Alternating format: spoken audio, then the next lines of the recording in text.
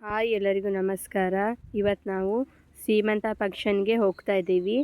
ಸಿದ್ದಾಪುರದ ಹತ್ರ ಇರೋ ಒಂದು ಹಳ್ಳಿಗೆ ಹೋಗ್ತಾ ಇದ್ದೀವಿ ನೋಡಿ.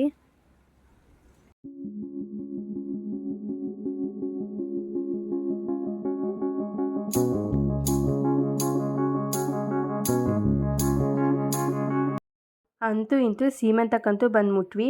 ಅವ್ರ ಮನೆಯಿಂದ ತಂದಿರುವಂತಹ ಬಾಗಿನ ನೋಡಿ ಫ್ರೆಂಡ್ಸ್. ಅಡಿಕೆ ಎಲೆ, ಬಾಳೆಹಣ್ಣು, ಹೂವು, ಸೀರೆ, ಹಾಗೆ ಅವ್ರ ಗಂಡಂಗೆ ಶರ್ಟು, ಬಟ್ಟೆ ಎಲ್ಲ ತಗೊಬಂದಿದ್ರು ನೋಡಿ. ತುಂಬ ತಿಂಡಿಗಳನ್ನೆಲ್ಲ ಮಾಡ್ಕೊಬಂದಿದ್ರು ನೋಡಿ. ಎಷ್ಟು ಥರದ ತಿಂಡಿ ಮಾಡ್ಕೊಬಂದಿದ್ರು ಅಂದರೆ ತುಂಬ ತಿಂಡಿ ಮಾಡ್ಕೊಬಂದಿದ್ರು. ತಿಂಡಿಗಳನ್ನೆಲ್ಲ ಮನೆಯಲ್ಲೇ ಮಾಡಿದ್ದಂತೆ ಫ್ರೆಂಡ್ಸ್. ಅವ್ರದ್ದು ಬೇಕ್ರಿ ಕೂಡ ಇದೆ ನೋಡಿ. ಫಂಕ್ಷನ್ ಅಂತೂ ತುಂಬ ಚೆನ್ನಾಗಿ ನಡೀತು. ಊಟಕ್ಕೆ ನಾನ್ ವೆಜ್ ಮಾಡಿದರು. ನಮ್ಮ ಸೈಡು ನಾನ್ ವೆಜ್ ಮಾಡ್ತಾರೆ.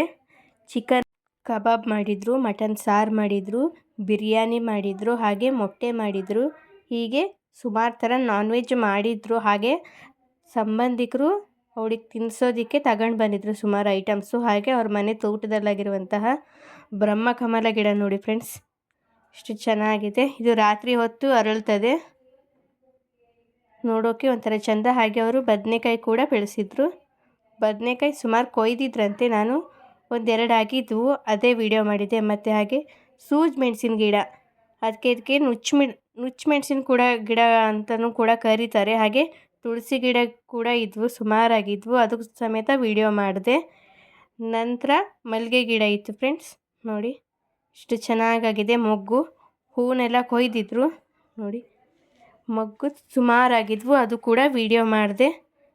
ತುಂಬ ಚೆನ್ನಾಗಿದೆ ಫ್ರೆಂಡ್ಸ್. ತುಂಬ ಕೈ ತೋಟದ ನಮೂನೆ ಮಾಡ್ಕೊಂಡಿದ್ದಾರೆ. ಸುಮಾರು ನೀನು ಥರದ ಗಿಡಗಳು ಕೂಡ ಇದ್ದವು. ನಾನು ಎಷ್ಟಾಗ್ತದೆ ಅಷ್ಟು ಮಾಡಿದ್ದೆ ನೋಡಿ. ವಾಸನೆ ಮಲ್ಲಿಗೆ ಕೂಡ ಇತ್ತು, ಅದನ್ನು ಕೂಡ ವಿಡಿಯೋ ಮಾಡಿದೆ. ನಂತರ ಬರುವಾಗ ಹಾಗೆ ಸಂಜೆ ಸ್ವಲ್ಪ ಬಿರಿಯಾನಿ ತಿಂದ್ಕೊಂಡು ಮನೆ ಕಡೆ ಬಂದ್ವಿ.